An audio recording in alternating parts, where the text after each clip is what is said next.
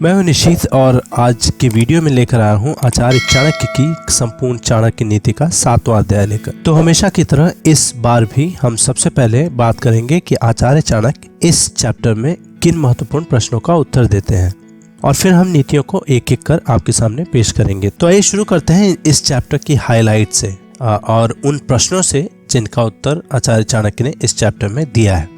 तो सबसे पहला इम्पॉर्टेंट प्रश्न जिनका उत्तर आपको इस चैप्टर में मिलता है वो है कि कौन सी बातें आपको किसी को भी नहीं बतानी चाहिए। फिर दूसरा प्रश्न है कि क्या करने से आप सुखी हो सकते हैं और फिर किन चीज़ों से आपको हमेशा संतुष्ट सेटिस्फाइड रहना चाहिए और फिर किन चीज़ों से कभी भी संतुष्ट नहीं होना चाहिए और किन के बीच में आपको कभी नहीं आना चाहिए और क्यों अपने व्यवहार में आपको बहुत सीधा नहीं रहना चाहिए। इन सारे सवालों का उत्तर इस चैप्टर में नीतियों के थ्रू आचार्य चाणक्य ने दिया है। तो ये वीडियो पूरा देखिए ताकि आपको इन सारे प्रश्नों का उत्तर मिल पाएंगे। आइए शुरू करते हैं पहली नीति से, जो ये बताती है कि एक बुद्धिमान व्यक्ति को किन बातों को किसी को भी नहीं बताना चाहिए। तो पहला है कि उसकी दौलत खो चुकी है। अगर आपकी दौलत खो चुकी है तो आपको वो किसी को नहीं बताना है। आपको अगर क्रोध आ गया है वो भी किसी से जाहिर नहीं करना है। अगर आपकी पत्नी ने आपके साथ गलत व्यवहार किया है तो वो भी आपको ढिंढोरा नहीं पीटना चाहिए।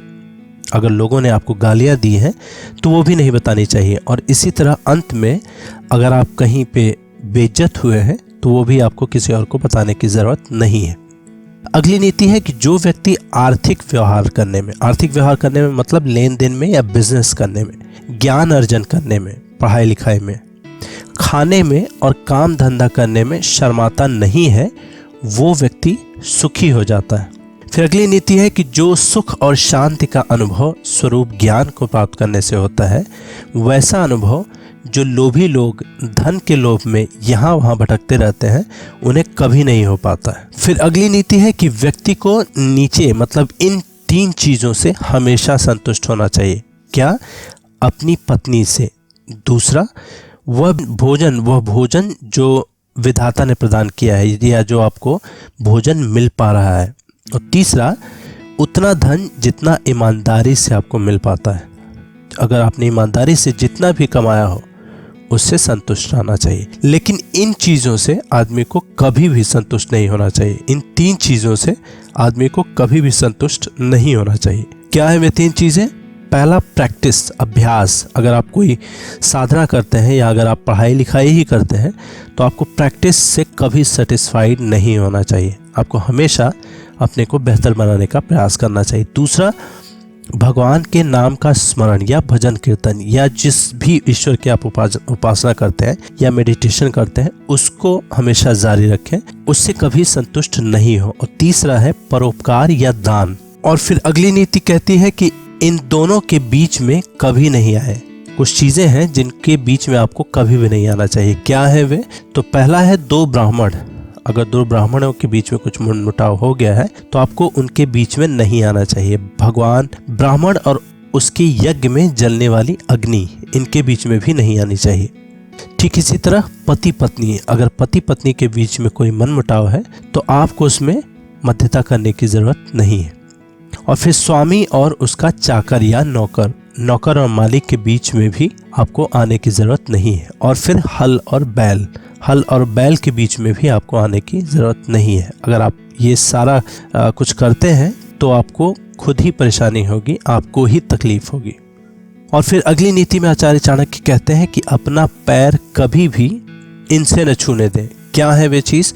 पहला है अग्नि की तरफ अपना पैर नहीं करना चाहिए, अग्नि को पैर से नहीं छूना चाहिए। दूसरा है आध्यात्मिक गुरु, जिस गुरु की भी आप पूजा करते हैं या फिर जिस गुरु को भी आप पालन करते हैं, उनकी शिक्षाओं को मानते हैं, उन्हें भी पैर से नहीं छूने देना चाहिए। तीसरा है ब्राह्मण, चौथा है गाय, पांचवा एक कुमारी कन्या, छठा आपसे उम्र में बड़ा आदमी और सातवां एक बच्चा। फिर अगली नीति में आचार्य चाणक्य बताते हैं कि किन से आपको दूरियां रखनी चाहिए। जैसे हाथी से 1000 गज की दूरी रखना चाहिए, घोड़े से 100 गज की, सींग वाले जानवरों से हमेशा कम से कम 10 गज की दूरी रखें। लेकिन जिस जगह पे यदि दुष्ट हों तो आप उस जगह से ही निकल जाएं। उनसे जितना दूर हो सकता है उतना दूर रहने का प्रयास करें। फिर अगली नीति में लोगों को नियंत्रित करने की बात आती है, जानवरों को भी नियंत्रित करने की बात आती है। वो कहती है कि हाथी को अंकुश से नियंत्रित करें, घोड़े को थपथपा के नियंत्रित करें, प्रेम से। सींग वाले जानवरों को डंडा दिखा के या कुछ हथियार दिखा के नियंत्रित करें, और एक बदमाश को या दुष्ट को तलवार से या किसी हथियार से नियंत्रित कर सकते हैं। किस टाइप के लोग क्या देखकर सेटिस्फाई होते हैं, उसके बारे में अगली नीति कहती है कि ब्राह्मण अच्छे भोजन से तृप्त हो जाते हैं, मोर मेघ की गर्जना से तृप्त हो जाता है, खुश हो जाता है।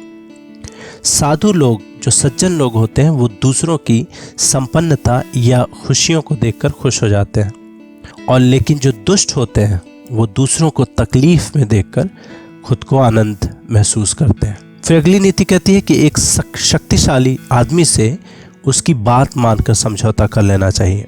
एक दुष्ट का प्रतिकार करें, और जिनकी शक्ति आपकी शक्ति के बराबर है, मतलब जो आपसे हैसियत में या किसी भी बल में आपके बराबर हैं, तो उनसे समझौता विनम्रता से भी कर सकते हैं या परिस्थिति के अनुसार कठोरता से भी कर सकते हैं। ऐसा आचार्य चाणक्य जी ने इस नीति में बताया है।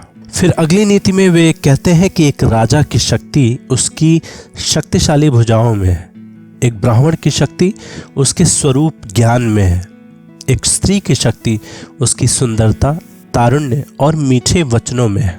और फिर जैसा इंट्रोडक्शन में हमने बताया था कि आपको क्यों अपने व्यवहार में बहुत सीधा नहीं रहना चाहिए, उसके बारे में अगली नीति कहती है कि अपने व्यवहार में बहुत सीधा आपको नहीं रहना चाहिए। यदि आप जंगल में, वनों में जाकर देखते हैं तो आप पाएंगे कि जो पेड़ काफ़ी सीधे उगे थे उन्हें काट लिया गया है, लेकिन जो पेड़ आड़े तिरछे थे वो अभी भी खड़े हैं और दुरुस्त हैं। फिर अगली नीति में भी आचार्य चाणक्य कहते हैं कि हंस वहाँ रहते हैं जहाँ पानी होता है, पानी सूखने पर वो उस जगह को छोड़ दिया करते हैं। आप भी किसी आदमी को ऐसा व्यवहार ना करने दें कि वह आपके पास आता जाता रहे। फिर अगली नीति कहती है कि संचित धन खर्च करने से बढ़ता है। उसी प्रकार जैसे ताज़ा जल जो अभी आया है बचता है, लेकिन पुराने स्थिर जल को निकाल बाहर किया जाता है। अगली नीति में फिर आचार्य चाणक्य कहते हैं कि वह व्यक्ति जिसके पास धन है उसके पास मित्र और संबंधी बहुत रहते हैं, वही इस दुनिया में टिक पाता है और उसी को इज्जत मिलती है। फिर अगली नीति में भी वो बताते हैं कि स्वर्ग में निवास करने वाले देवता लोगों में और धरती पर निवास करने वाले लोगों में भी कुछ कुछ चीज़ें सामान्य पाई जाती हैं। उनके कुछ गुण समान होते हैं, मतलब दोनों में कॉमन होते हैं। क्या है वे गुण? तो पहला, परोपकार। स्वर्ग और पृथ्वी पर रहने वाले अच्छे लोग परोपकार करते हैं, वो हमेशा मीठे वचन बोलते हैं, हमेशा भगवान की आराधना करते हैं, और फिर ब्राह्मणों को की ज़रूरतों की पूर्ति करते हैं या उन्हें दान देते हैं।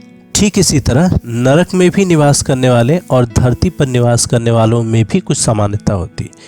क्या है वे समानताएं? तो पहला है कि अत्यधिक क्रोध, दूसरा है कि कठोर वचन, हमेशा कठोर वचन बोलते हैं, तीसरा अपने ही संबंधियों से शत्रुता रहती है, उनकी दुश्मनी रहती है, चौथा नीच लोगों से उनका संबंध रहता है, नीच लोगों से मैत्री रहता है, और फिर पांचवा हमेशा हीन हरकतें करने वालों की चाकरी या नौकरी करते हैं वे लोग। फिर अगली नीति भी कहती है कि यदि आप शेर की गुफा में जाते हो तो आपको हाथी के माथे का मणि मिल सकता है, लेकिन यदि आप लोमड़ी के गुफा में जाते हैं, लोमड़ी के माद में जाते हैं, तो वहाँ बछड़े की पूंछ या गधे की हड्डी के अलावा कुछ भी नहीं मिलता है। फिर अगली नीति है कि एक अनपढ़ आदमी की जिंदगी किसी कुत्ते की पूंछ की तरह ही बेकार है। उससे ना तो कुत्ते की इज्जत ही ढक पाती है और ना ही वो अपनी पूंछ की मदद से कीड़े मकोड़ियों को भगाने का काम कर पाता है। फिर यदि आप दिव्यता चाहते हैं तो आपके वचन, मन और इंद्रियों में शुद्धता होनी चाहिए।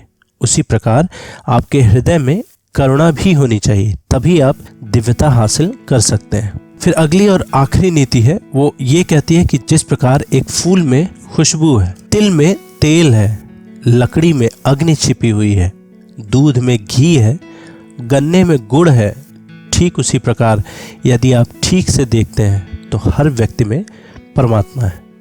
ये चैप्टर कैसा लगा हमें ज़रूर बताएं। ताकि हम अगले चैप्टर्स को जल्द से जल्द आपके लिए लेकर हाजिर हो सकें। बहुत बहुत धन्यवाद। अगर इन नीतियों में आपको कुछ समझ में नहीं आया हो तो आप कमेंट्स में हमसे प्रश्न भी पूछ सकते हैं, क्वेश्चंस भी पूछ सकते हैं, और हम उन प्रश्नों का उत्तर देने की हर संभव प्रयास करेंगे। बहुत बहुत धन्यवाद।